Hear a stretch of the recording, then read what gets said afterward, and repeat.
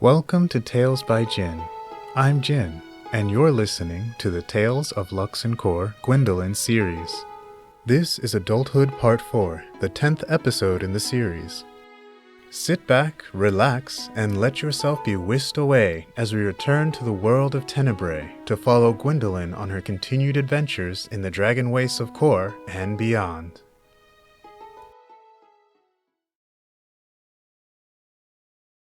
Are you sure you want to do this now? Chris, you've asked me like 5 times already. Because you're barely standing. You know I can keep him like this indefinitely. You can take some time to recover and... Now. We do it now. Wake up, sleepy horns. Titus woke in a panic, dripping wet. He tried to move, but found he couldn't. Every limb was encased in a strange purple crystal, which was in turn embedded in the stone wall to his back. No matter how hard he strained or which way he twisted, they did not budge. They did not break. "What in the veil?" he tried to exclaim, but discovered that more of the crystal encircling his snout kept his mouth firmly shut. Good. You're awake. It was Titus. Titus the Inferno, yes? No? He fixed his good eye on the speaker. He knew that voice, even if its owner was covered in bandages and repurposed rags from horns to tail. He nodded. Right. I didn't really get to introduce myself during... Gwyn gestured at all of herself. I'm Gwyndolyn, elder to Clan Brightscale. This is Christopher, our shaman. Chris waved. Titus stared. Gwyn coughed and instantly regretted it. I imagine you might have some questions. Chris, if you wouldn't mind. Chris nodded, and the crystal clamping Titus's mouth shut melted away. Titus worked his jaw, popping out all the kinks. And there were a lot of kinks. It felt like he had been beaten over the head with a sledgehammer, which was quite a feat, given the last thing he remembered was Gwyndolyn falling on him from above. He was fairly certain she didn't weigh enough to knock him out with body weight alone, especially not in his inferno form. He fixed his eye on her once more. Ah, there was that too. He only had half his normal range of vision. The other half was replaced with a searing, kaleidoscopic void. Why am I not dead? That might be a complicated answer, depending on you.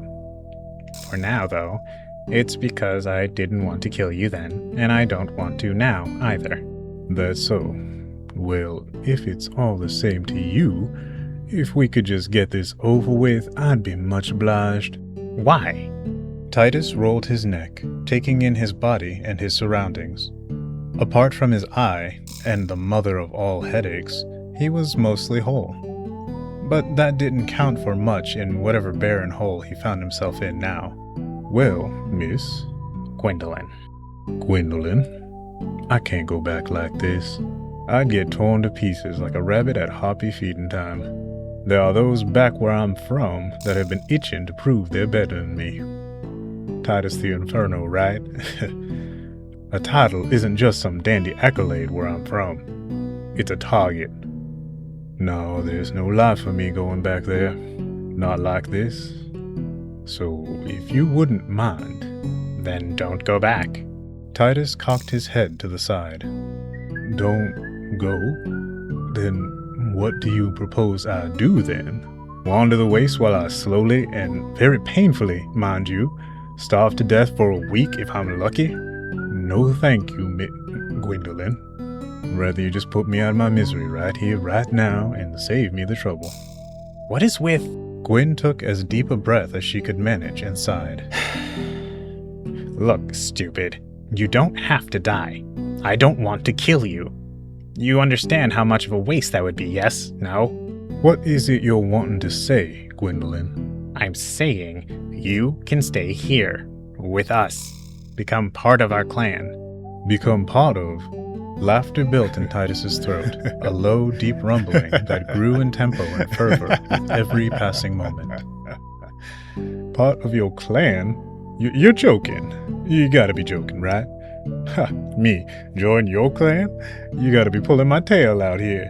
You can't be serious. You really mean me, the one who came all the way out here raiding your shit, got your clanmate killed, busted up your elder something fierce, and you want me? Veil above, you can't be. You can't. Oh shit, you are serious, aren't you? Gwyn shrugged, then tried to hide the subsequent wince. We wouldn't propose this lightly. Okay, yeah, I get that, but that's not how things work. That's not the nature of things for us. We kill you, you kill us. We're all just trying to survive by the grit of our scales. That's how it is for us kobolds in the wastes. That's just the natural order. That's all we got. Out there, maybe, but not in this clan. Yeah, I remember you mentioned that. But how many of you actually believe that? Before Gwyn could respond, Chris put his paw up and stepped forward. His usual jovial countenance had gone cold. Gwyn had seen many expressions on him ranging the full gamut of emotions in the many years they had known each other, but none had been so biting as this. It was like he was a different kobold altogether. Chris walked directly up to Titus and, with a snap of his digits, released the bigger kobold from his crystal restraints. He looked up into that hard red eye and stared. He did not waver. We are all here because we believe in something better than what we were born into, what we were raised to expect. Alexis died defending that. She too came from a clan where returning a failure would have meant death for her, but instead, Gwyn offered her a place here with us. She believed so much in what we're trying to do here that she was willing to give her life protecting us, protecting our clan's future from kobolds like you that would have thrown her life away because they were unable to see past their own snouts. All of us here are wanderers, outcasts, all coming from different clans, different ways of equally brutal life. But Gwyn brought us all together. She brought us hope that things could be different, that things could be better, that it could be okay to be soft in a hard world, that we could be the people we want to be instead of what our clans and the world outside told us we had to be. She brought us together. She saved us all. Chris looked down at his rotund belly. All he could see was the stark outline of his ribcage above a grotesquely concave stomach. Even me. When Chris looked up again, it was with the warm smile he always wore amongst the clan. He nodded, then returned to Gwyn's side. That is what we are here. That is what we aim for. We can't change the world overnight, but we have to start somewhere. All we're asking is, instead of throwing your life away, do you want to be a part of that? Titus rolled his shoulders along with his neck again, this time in thought. It was true, going back was a death sentence. It was also true, going it alone would basically be slow-motion suicide. He didn't want to die. But even if they let him leave here unmolested, he didn't really have any options that led to a long, healthy life.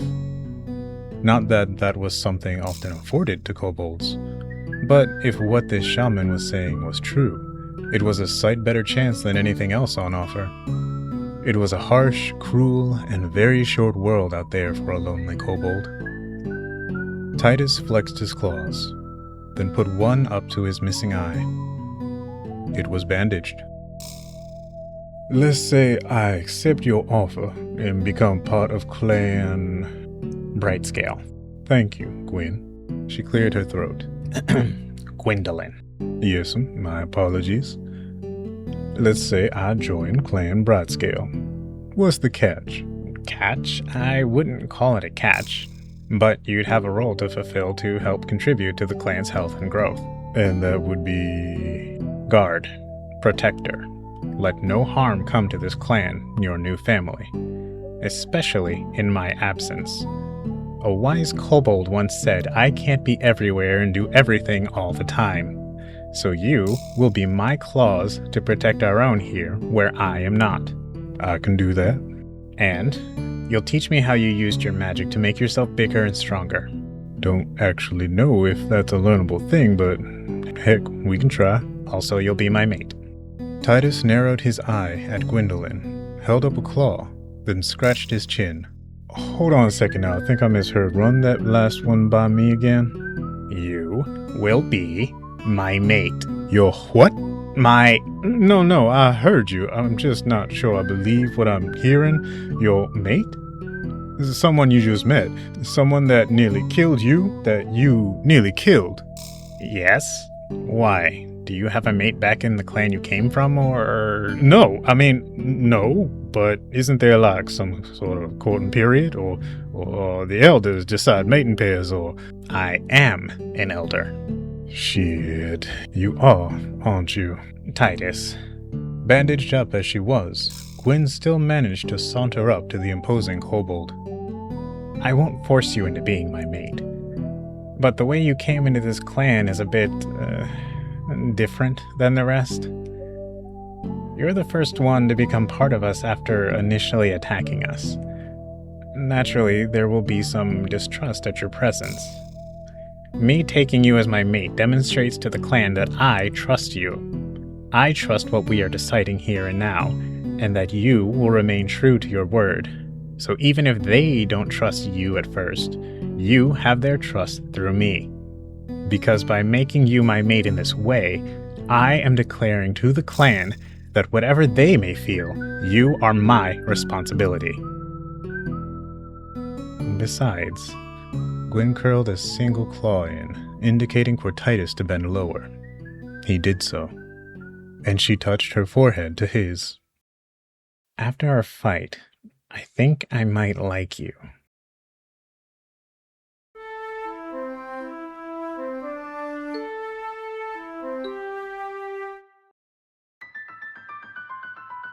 Rushing to the incubation hollow, Gwyn found Quentin in hysterics and Titus in a somewhat scratched-up state. Quentin wailed and lashed out with his claws at the larger kobold, but they seemed to have little effect. I won't let you kill them like you killed her. I didn't kill Alexis. Don't you dare speak her name, liar. If you hadn't come... If I hadn't come... Quentin's claws flashed across Titus's chest once more. Thin red lines rose in their wake. Still, Titus refused to defend himself. She'd still be alive. You think you could just come in here and do what you want and go where you please just because you're one of the elders' mates? I don't, but go on. If she were here right now, I'd tell her. Tell me what, Quentin? The kobold froze mid-rant, then peeked around Titus's larger form. There stood Gwyn, just beyond, back by the entrance of the hollow Quentin and Alexis had chosen to incubate their eggs. He glanced up at Titus, then shifted to the side so that he could see both Titus and Gwyn clearly, while still remaining between his eggs and the object of his ire. Quentin jabbed an accusatory claw at Titus. This monster has come here to finish what he started with Alexis. He's come to crush our eggs. Titus, I came because I heard a scream. I screamed because you were suddenly here, monster. That would be the second scream I heard, Miss Gwyndolyn. You lie. You just came to squash our children. Titus closed his remaining eye, took a deep breath, and sighed. There were no flames or smoke to accompany the act, though his shoulders did sag just the tiniest bit. Titus. Yes'm? You can go. Check in on the group at the spring. Make sure the water gathering is going smoothly. Yes'm. I'll speak with you later, after we're done here, Gwyn said as Titus passed, loud enough for Quentin to hear. Titus simply nodded and continued on. Once they were alone, Gwyn stood shoulder to shoulder with Quentin, both of them facing the eggs. She could feel him trembling through a little contact they had. She laid her tail across his, and the trembling lessened, slightly. Talk to me, Quentin. I don't understand. What don't you understand? Quentin was silent for a long time. An egg shook, and Quentin let out a squeak of a scream that he cut short by slamming both paws to his snout. Gwyn made no remark, only waited. I was surprised, scared. I panicked. They're going to hatch soon, but then I saw that thing, and His name is Titus. That's a series of sounds my tongue is unable to say. Fine, but I won't tolerate clanmates speaking ill of each other. Or my mate, for that matter. But why, though? I don't understand. He killed Alexis. He almost killed you. And then you make him part of this clan? Your mate? I can't understand. Gwyn touched her ribs. Though there was no longer a need to keep them bandaged, they still pained her if she moved wrong. Or sneezed. True, he almost killed me. He paid for that, with an eye and the scar on his forehead. But that doesn't mean he killed Alexis. The scout and the mage did, and they've already paid for that transgression. I made sure. It doesn't matter. He was with them. Gwyn tilted her head at Quentin. It doesn't matter? So what you're saying is, since I killed his scout and mage, Titus should have just killed each and every one of you in the cave here just because you happened to be nearby and part of my clan? That's not... Quentin trailed off and muttered something under his breath. Speak up if you want to be heard. You told me not to blindly trust you, to question your actions and decisions. Well, I question this. I question him. He shouldn't be here. I think you're wrong. Elder, he added hastily. I did tell you that, Gwyn said, nodding, and I'm glad you took it to heart. Now, though, I'd like you to explain why you think I'm wrong. And don't worry, you've already done the hard part by speaking up to your elder. I just want you to keep going so I can understand why you think I'm wrong. Quentin gulped. Whether it was her intention or not, his elder had suddenly become very intimidating. But she was right about one thing. Just saying, "You're wrong," with nothing to back it was just empty words. If he didn't elaborate, he would never get her to understand him or change her mind. He stood up and ambled over to the eggs. Then he squatted by them and stared intently for any more pre-hatching shakes. He couldn't look her in the eye as he spoke with his elder as though they were somehow equal, but his soon-to-hatch children gave him the courage he needed to say what needed to be said. I don't think he should be here with us. Maybe he didn't take Alexis from me with his own claws, but he let it happen.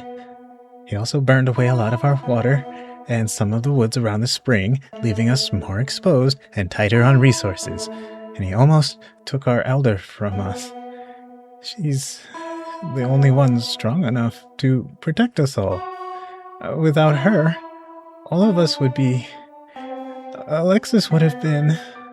Tears rolled down his snout and dripped on the egg just beneath them. Quiet sobs shook his shoulders as he squatted over his children. He shouldn't be here. He took too much from us.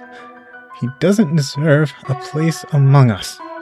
In the quiet broken only by Quentin's soft sniffles, Gwyn approached and laid a paw on his shoulder. I hear you. I understand. I don't know what it's like to lose someone so close to me, but I do know the loss of a clanmate as deeply as you and the rest. Maybe even deeper.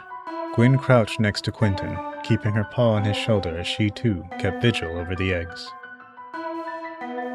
After me and Chris, Shaman Christopher, she was the first member of Clan Brightscale. I remember it just like yesterday, her charging into the spring chased by shadow beasts. I still have the scars on my forearms from that encounter. She told me then that if she went back, she'd be killed for failing. Stupid, yes? No? So I had her stay and join us. We became 3. She was the first new member of our clan that I ever protected. And then I failed her. Losing Alexis taught me a harsh lesson. We've grown in number, and we're going to keep growing, Gwyn said with a nod to the eggs before them, and I can't keep up alone. It was one thing when it was just a few of us, and I was joining resource hunts regularly. I could watch over us all. I could protect us all alone, more or less. But I can't do that anymore. Not with how we've grown. So I recruited some help. But why him? Quentin sniffed as he wiped at the trails of his tears with the back of a paw. Maybe you need help. I get that, but why him? Gwyn put a paw to her still healing ribs. Why are any of us here? In this clan, I mean, she added when she noticed Quentin's eyes begin to unfocus. Well, Alexis came because she couldn't go back, like you said. You and Shaman Christopher left your former clan. I was deemed too weak and exiled to the waste before you found me. The rest have similar stories, but nobody attacked us before joining. Quentin nodded. All of us left or were thrown out from where we came from because we were too different. Because we weren't strong or strong enough. Because we wanted something different than anger and rage and blood-soaked tradition. And when I fought with Titus, I saw that in him too. Cave shit. Sorry, Elder, Quentin added sheepishly. I mean it. He's strong enough that he could have killed us all outright had he wanted to. He burned off our water, yes, but that was because I retreated there. He scorched our woods because I led him there to get him away from the water. If he really was like all the clans we came from, he wouldn't have only focused on me. Even though they ignored it, he wouldn't have warned his group off of attacking us to begin with. He wouldn't have sought only my life in exchange for the 2 of his clanmates I took so he could have something to take back to his clan to preserve his own life. He could have killed you all and then come after me while I was blinded with grief and rage. But he didn't. He chose different. We crossed claws and I saw his spirit. He belongs with us instead of dead where he came from. Just like all of us. An egg shook, jumped, and cracked. Quentin let slip a sudden squeal of joy before picking his way over to get a closer look at it. More cracks spidered across the shell as an egg tooth pierced, pushed, and broke through. With a bit more effort, the rest of the snout followed, then an eye, then an arm. The struggling brown hatchling took its first breath, and soon after, its cries rang through the tunnels. Congratulations, Quentin, Gwyn said as the new father scooped up his first hatched. Whether he heard her or not was impossible to tell. He held his child close, bouncing up and down as tears welled in his eyes once more. Once the hatchling calmed, he returned to Gwyn and offered the child to her. She took the hatchling with all the grace and care the first of a new generation deserved. She's a girl, Gwyn said after a brief inspection. Thought of any names? We decided on a few, but I think she'll forgive me for not using any of those for our first hatched. Oh? The hatchling you hold now, Elder. We'll call her Alex. Gwyn held little brown Alex at arm's length and studied her. Welcome to Clan Brightscale, Alex. Alex spit up down Gwyn's front and cooed. Yes, well, I should probably go get everyone else before the rest hatch, Gwyn said as she graciously passed Alex back to her father. Before you go, can I just say one more thing? Of course. Quentin adjusted Alex against his chest before continuing. Don't bring him. I can't say I agree with you, or that I understand, but I do believe that you're hurting too. That this isn't a decision you made lightly, and that you're acting in the best interest of the clan. I trust you. Just please, don't let him come near me or my children. Not yet. I'm not ready. I understand. Thank you. With a pat on the head of the gibbering new-hatched kobold Alex, Gwyn left to gather the rest of the clan to bear witness to the hatching of their future.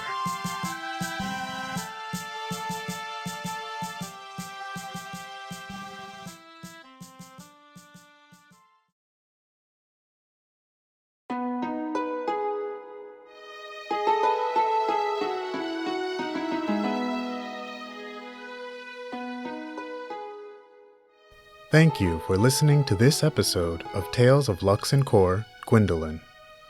If you liked what you've heard, please be sure to like the video and leave a comment. And don't forget to subscribe to the channel to make sure you're notified when new episodes come out. Thanks for stopping by, and may your cave be ever warm.